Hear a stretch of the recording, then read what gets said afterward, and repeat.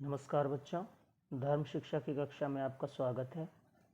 आज हम पाठ 9 योग और उसके अंग, इस पाठ के माध्यम से योग और उसके अंगों के बारे में जानकारी प्राप्त करेंगे। तो आइए शुरू करते हैं। योग का अर्थ है जुड़ना या जोड़ना। ध्यान करके आत्मा और परमात्मा के जोड़ की विधि योग है। योग दर्शन के सूत्रकार महर्षि पतंजलि ने कहा है, योगश्चित वृत्ति निरोध है। योगश्चित वृत्ति निरोध है अर्थात चित्त वृत्तियों के रोकने का नाम योग है। चित्त की सारी शक्तियों को बिखेरने से रोककर एकाग्र करके एक काम, एक विषय, ऑब्जेक्ट या एक बिंदु पर लगा देना योग है। मन चंचल है, भटकता है, बहता है, बहकता है, उड़ता है, बिखरता है। इसकी लहरों को रोकना वायु के वेग को रोकने के समान कठिन है। चक्षु आदि इंद्रियों के माध्यम से, चक्षु होता है आंखें, चित्त संसारिक पदार्थों से में भटकता रहता है। साधक इन वृत्तियों को सांसारिक विषयों से हटाकर परमात्मा की ओर लगाने का प्रयत्न करता है। बाहर के विषयों से चित्त वृत्तियों को रोके रहना और फिर उन्हें आत्मचिंतन में लगाना, यह सारी प्रक्रिया योग है। यह प्रक्रिया बड़ी कठिन है, अतः उसे पूर्णता तक ले जाने के लिए 8 सोपान, सीढ़ियाँ या पौड़ियाँ हैं।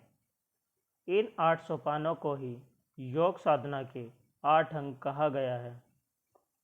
ये 8 अंग निम्नलिखित हैं।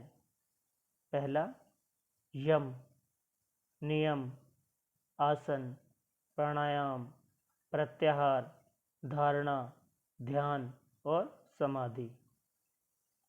यम ये 5 हैं: अहिंसा, सत्य, अस्तेय, ब्रह्मचर्य, अपरिग्रह। अहिंसा किसी प्राणी को मन, वचन, कर्म से दुख न देना। सत्य सदा सच्चाई के मार्ग को अपनाना, प्रिय तथा हितकारक सत्य बोलना। अस्तेय चोरी न करना, जो अपना नहीं, जो अपने परिश्रम से कमाया नहीं गया उसे दूसरों से लेने का प्रयत्न न करना, जो दूसरों का है उसे नहीं रखना। ब्रह्मचर्य ब्रह्म अर्थात परमात्मा में ध्यान रखना, अपनी इंद्रियों को वश में रखना, शारीरिक, मानसिक और बौद्धिक शक्ति को बढ़ाना। अपरिग्रह आवश्यकता से अधिक जमा न करना, व्यर्थ बोझ न उठाना। दूसरा है नियम, ये भी 5 हैं: शौच, संतोष, तप, स्वाध्याय, ईश्वर, प्रणिधान। शौच बाहर और भीतर से अपने आप को स्वच्छ, पवित्र, ईमानदार रखना। संतोष हर समय, हर दिशा में अपने परिश्रम से जो कुछ भी मिला है उसे स्वीकार करके प्रसन्न रहना। तप सुख, दुख, गर्मी, सर्दी, हानि, लाभ आदि द्वंद्वों को एक समान होकर सहन करना, स्वयं को सुख और विलास के जंजाल में न फंसने देना। स्वाध्याय अच्छे ग्रंथों का पढ़ना तथा आत्मनिरीक्षण करना। ईश्वर प्रणिधान ईश्वर का ध्यान करना, अपने सभी कर्मों को ईश्वरार्पण कर देना, ईश्वर की ही छाया में रहना, वही अमृत है। आसन पर्याप्त समय तक सुखपूर्वक, शांत, स्थिर एक ही आसन पर बैठे रहना।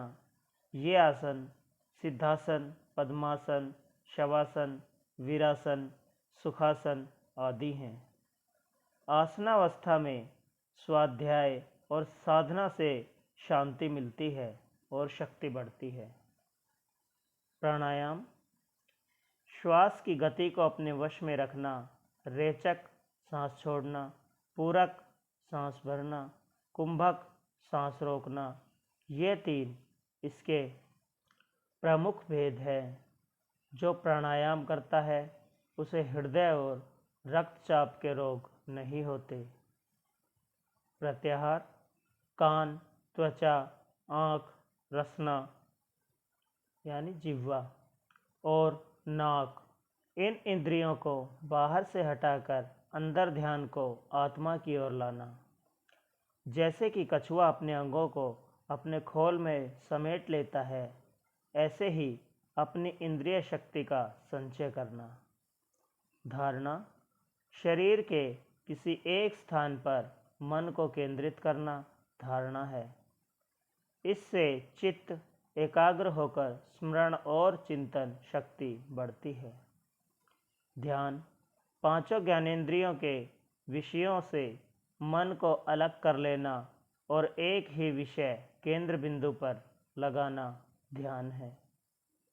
समाधि मन को आत्मा सहित परमात्मा में समा देना। समाधि की अवस्था में वस्तु आत्मा या परमात्मा का यथार्थ अनुभव होता है। योग के इन 8 साधनों से शरीर, मन, बुद्धि और आत्मा की शक्ति बढ़ती है और हमें काम करने में कुशलता प्राप्त होती है। योग का फल है कर्म करने में कौशल। योग है कर्मसु कौशलम, कर्मों में कुशल होना ही योग है। तो आज आपने देखा कि योग और उसके अंग के बारे में जानना है और योग करने से हमें क्या क्या फ़ायदे हो सकते हैं। तो आपको भी योग करना चाहिए। Thank you.